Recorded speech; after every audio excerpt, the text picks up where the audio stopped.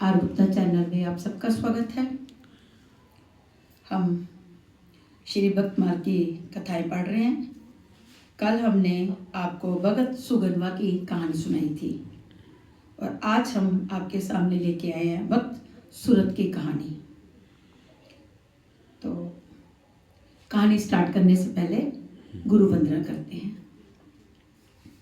जय गुरुदेवा, जय गुरुदेवा, जय गुरुदेवा, जय गुरुदेव, जय गुरुदेवा, जय गुरुदेवा, जय गुरुदेवा, जय गुरुदेव।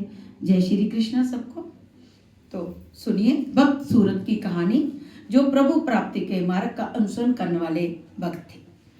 सूरत चंपकपुरी के राजा हंसध्वज का पुत्र और सुगनवा के भाई थे।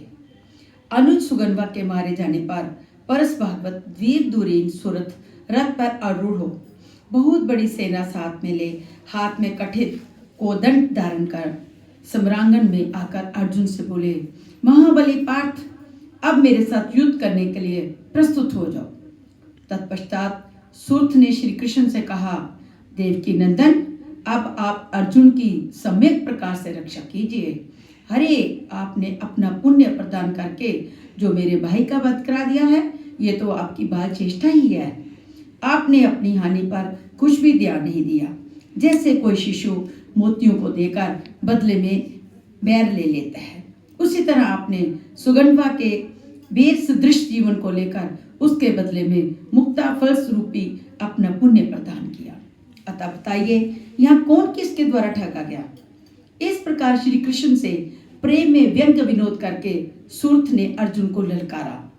सूर्त के रणोत्साह को देखकर भगवान श्री कृष्ण ने अर्जुन को इस महावीर के सम्मुख ले जाना उचित ना समझा। अतः सेना को आगे करके श्री कृष्ण अर्जुन को रण क्षेत्र से 3 योजन दूर हटा ले गए। परंतु धन्य सूरत अर्जुन की विशाल वाहिनी को क्षण मात्र में तितर बितर कर तत्काल उस स्थान पर पहुंच गए जहां श्री हरि विराजमान थे।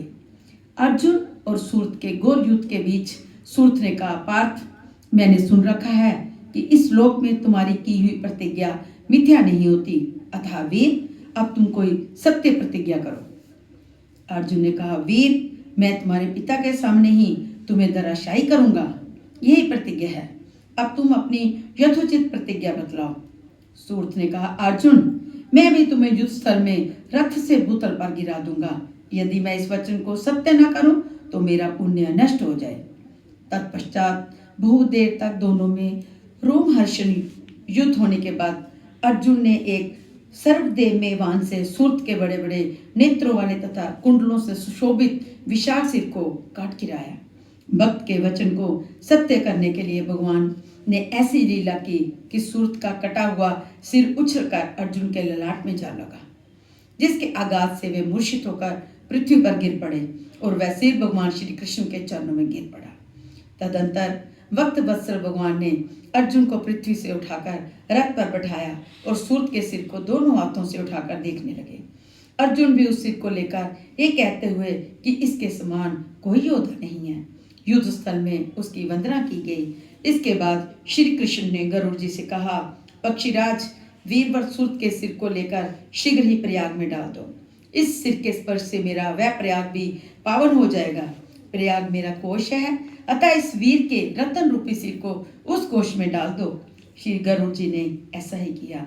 भगवान शिव ने सूरत के सिर को अपनी मुंडमाला में पिरो लिया। धन्य है सूरत और धन्य है उनकी वीरता एवं श्री कृष्ण भक्ति। जय श्री कृष्ण। श्री कृष्ण गोविंद हरे मुरारी, हे नाथ नारायण वासुदेव। श्री कृष्ण गोविंद हरे मुरारी, हे नाथ नारायण वासुदेव।